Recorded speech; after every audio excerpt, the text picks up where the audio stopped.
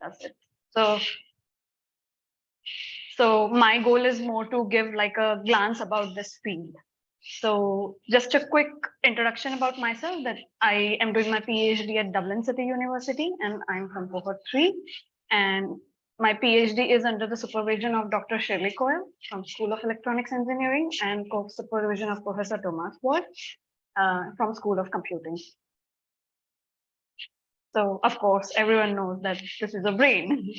But when it comes to studying the signals, we have to dwell deeper into how the system works, like our brain in general. So what happens is, like, our brain, of course, is made up of like neurons. I know this is biology, bear with me, and it will make sense in later part. Which is divided into different lobes, which is like the frontal lobe, parietal, occipital, and temporal lobe. So what happens is, whenever we see something, an inverted image is created like in our occipital lobe.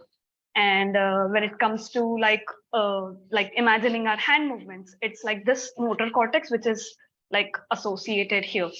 And every lobe has its own function. So for instance, when you're thinking or anything to do with memory, that's when your frontal lobe acts.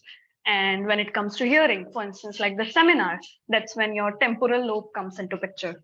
And of course, as I mentioned before, when you're seeing something, for instance, the seminar, your occipital lobe is in action and you get like an inverted image in your brain, which is like at this part, and then it gets processed.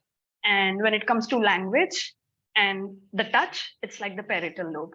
And our entire brain, it's made up of neurons. So this is how a neuron looks. Again, it's not important, but it will make sense later. And the information is passed using like the sections, and they are connected over the terminals. So when it comes like when you see, it's just a neuron. Now imagine we have got billions and billions of neurons in our head, which looks something like this. So that's how like the internal part of our brain looks. And I have a small video showing how it works. So I won't go in detail. I'll just show something that how they fire and wire together. So that's how a neuron looks like. And when it fires together, it would be something like this. So technically right now, when you sleep, when you eat, when you breathe, whatever you do, no matter what, billions of neurons together fire in this way, which we call as electricity, or like, we have brain signals. That's what we capture and then we decode it later. So that was like the basics of the human brain. And yeah, so how do we acquire these signals? Because like, this billions of neurons are buzzing together in our heads. So there are 3 ways to do that. So it's invasive, semi-invasive, and non-invasive.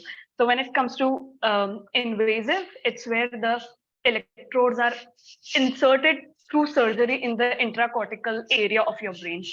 When it comes to semi-invasive, it's like neither on the top of your brain, neither inside your brain. It's like somewhere between. Again, invasive and semi-invasive requires surgery, which is like, I think almost 40 or 50 people on this planet have been underwent through that surgery, because it's risky as well.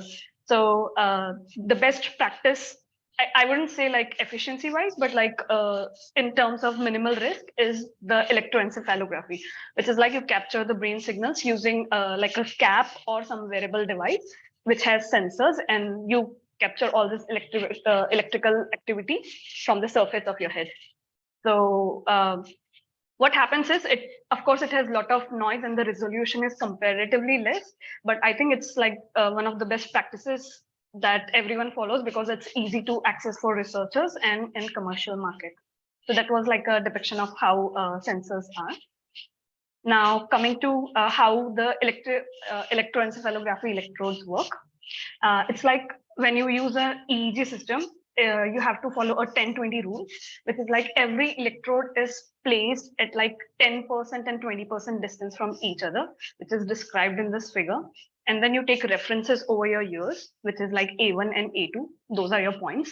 What you do is you measure your brain, ideally. Nowadays, of course, we have wearable caps, but if you use like electrodes directly, you measure it like with a tape. and then at 10 and 20% you do markings, you apply gel, and then like you apply the electrodes. But nowadays you have like wearable caps that you just wear and like kind of adjust it, and then you insert the gel inside it and try to lower the impedance till 5 kilo ohms. So yeah, that's the 1020 system. Going to, this is how, like, this is the visual representation of how EEG signals look like. So as I mentioned, like there are channels. It depends if you are measuring 32 channels or if you are measuring 64 channels. Accordingly, you will see all the time points with respect to time. And that's how a graphical representation of that looks like in any system when you look at it. And yeah, before we dwell into like the processing part of it, there are a few terms that I would like to familiarize with you, which is like epoch, frequency, and sampling rate. You will hear these terms a lot when it comes to working with EEG signals. So epoch is like, you kind of crop a particular like area of interest in the entire EEG signals. For example, let's say you have like this YouTube video and you clip it and make shorts. That's what is like a reference or a metaphor for epoching the EEG data.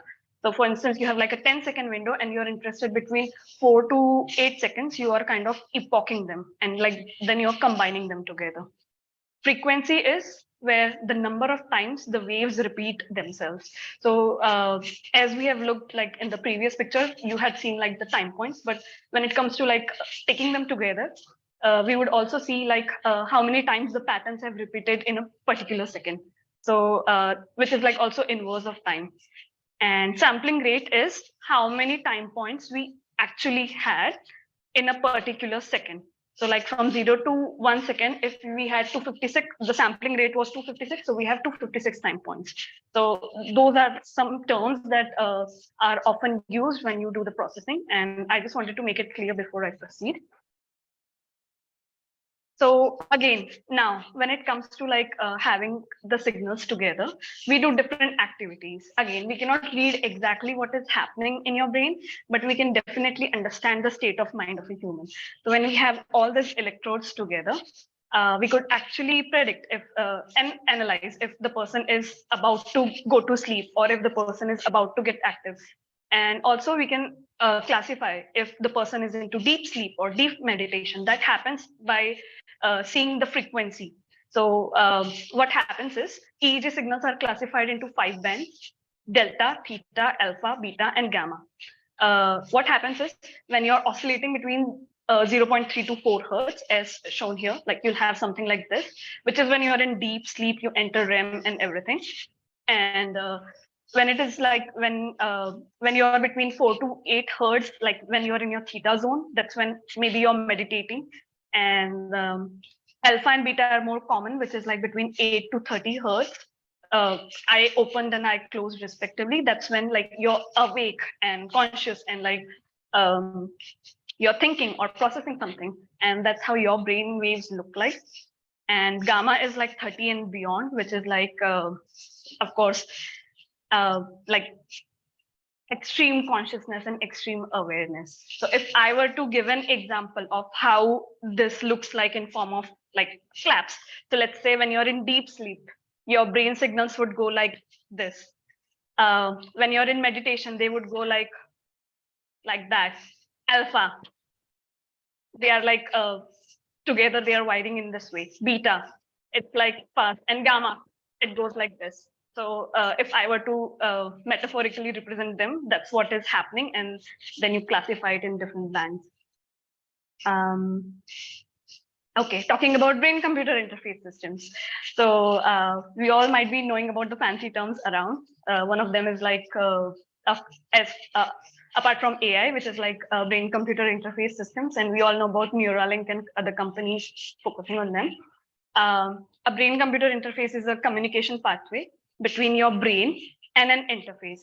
So for example, if like you're thinking and your brain waves are captured, and using algorithms, you decode it for an interface. That could be anything. For example, moving a cursor on the screen, or moving exoskeletons, or flying drones, or even spellers and everything. Mainly, the brain-computer interfaces, mainly, they are classified as two types of them. One has event-related potentials, which is like you're presented an event and you get a spike in your brain, and that is measured. And other ones are like kind of independent, and they are motor imagery, which I'll talk later about it. Coming back to event-related potentials, one of the major kinds is P300 systems.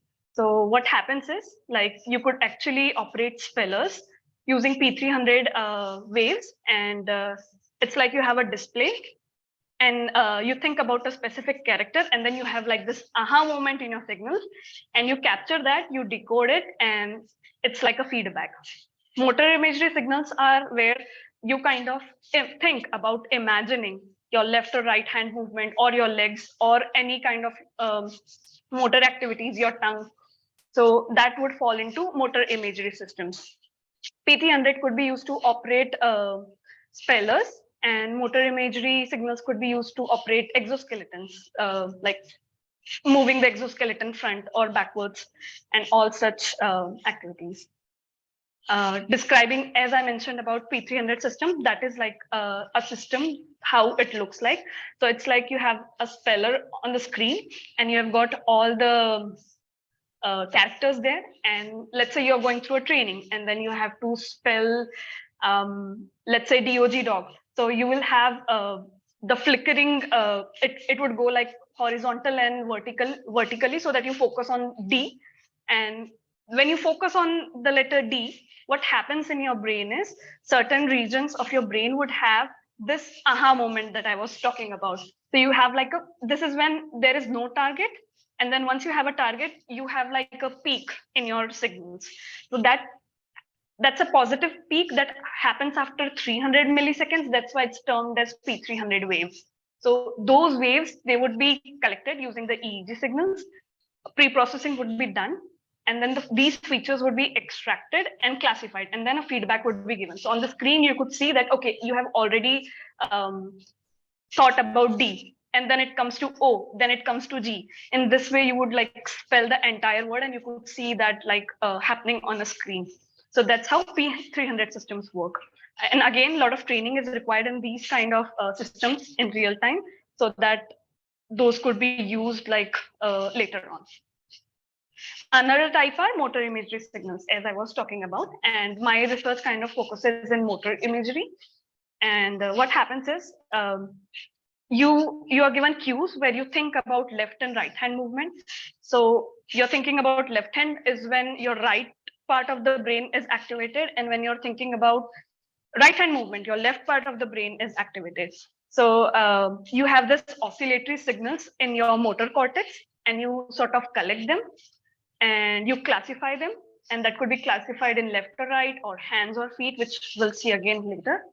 And those signals could be used to operate or any interface. In this case, it would be an exoskeleton, and you could have a feedback, like you understand that, okay, you thought about moving your right hand, and you could see that as a feedback, which is sort of a neurofeedback. So yeah, what I tried to do is just to comprise it. Let's go through a case study of motor imagery signals. Like I tried to classify them for just a single participant. So again, just going through the structure of the human brain, your motor cortex is somewhere here, this area, which is responsible for all your limbic movements and other sort of movements. So when you think about, let's say, left hand movement, this part would get activated. And when you think about right hand movement, this would activate. And when you're thinking about moving your legs, the middle region would be activated. Here, I would explain just a single class classification, which is like left or right, and we'll understand how that happens.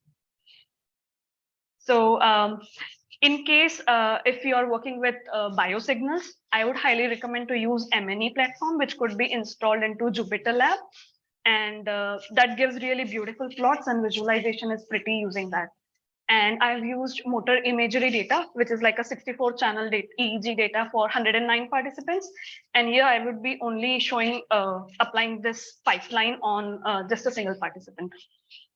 And that data is openly available on PhysioNet.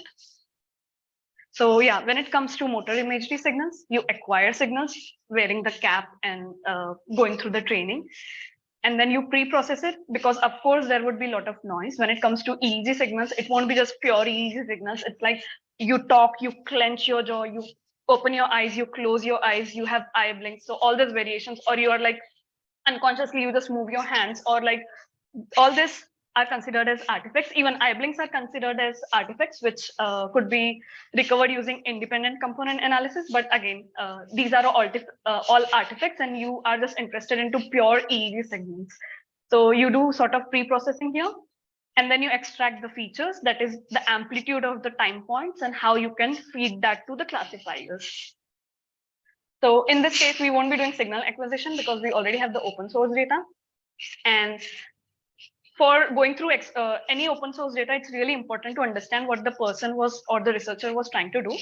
So they have like experiment protocol where they explain what happens or what is done.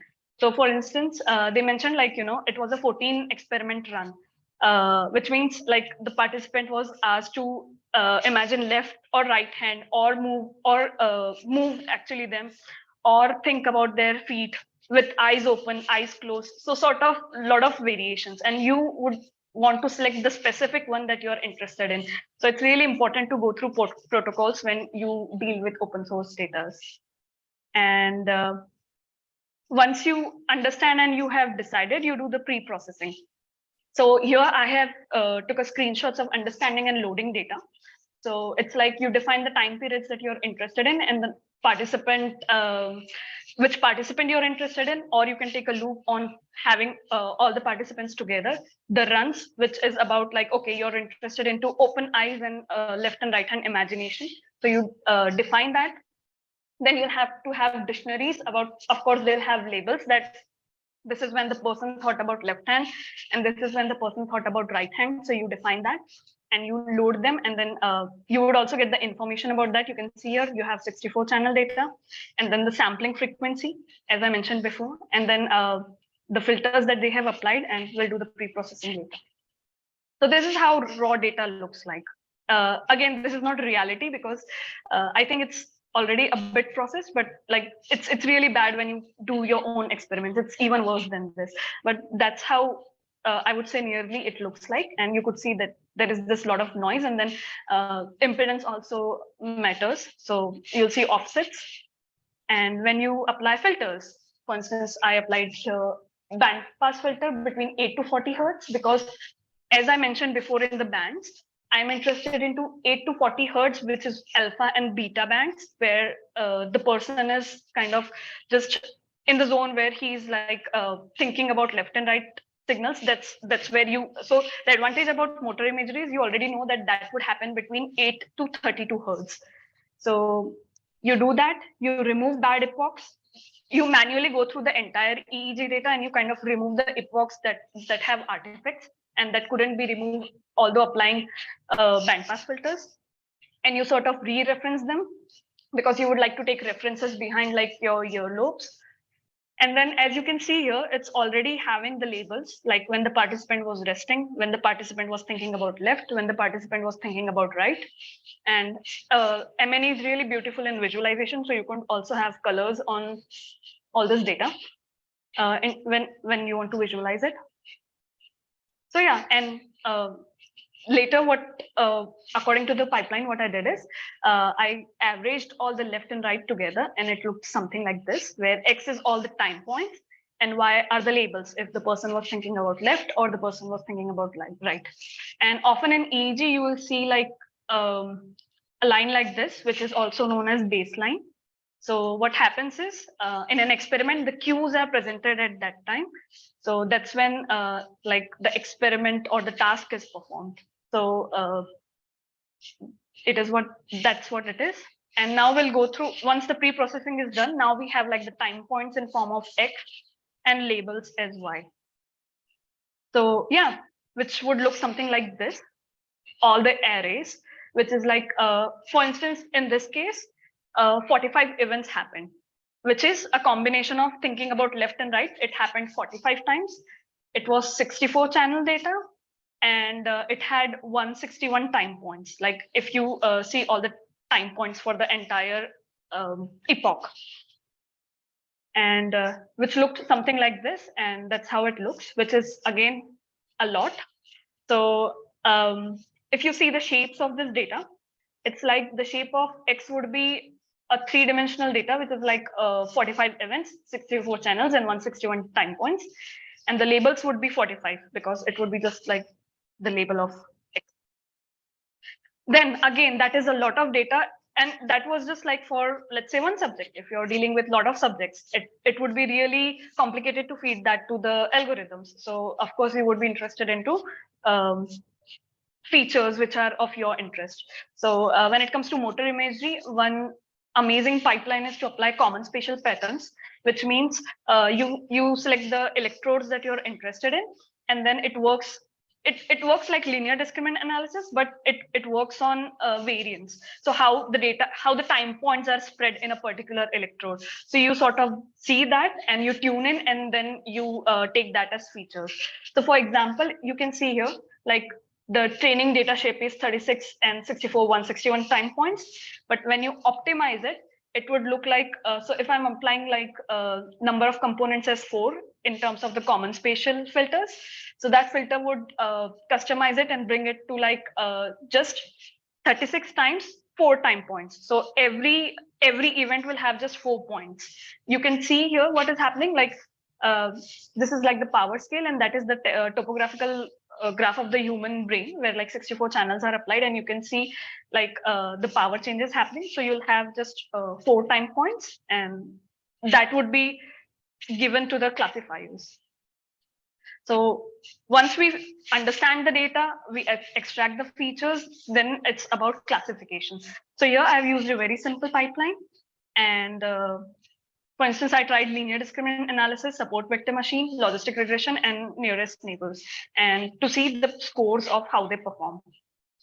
So I did it for left and right hand classification, and then I also tried it for hands and feet classification from the data. So it showed that for left and right hand classification, KNN performed the best with an accuracy of 78.57. But when it came to hands and feet classification, linear discriminant analysis performed best, which was having a classification accuracy of 85.71. So I just wanted to understand how algorithms work for different sort of classifications. And that's what I've also presented in like my summer school posters last year. And that's like the basic pipeline on how motor imagery signals can be classified. So yeah, coming back to where we started. So it's like you collect the signals, you see the features, you classify them, and then you can actually operate it in real time to operate any interface. So yeah, long story short, we see all this complicated terms, and it's really fascinating. But in the end, everything is about X and Y. It's about understanding the data and bringing it to X and Y. So yeah, the takeaways from this talk was about physiology of human brain, how the signal acquisition takes place, and the basics required for like the signal processing pipeline, like what is epochs and frequency bands and everything, and what were the type of brain-computer interface systems, which was P300 and motor imagery brain-computer interface systems. And we also went through motor imagery signal processing pipeline and applied that on PhysioNet EEG data for a single participant. So yeah, that's it. Any questions?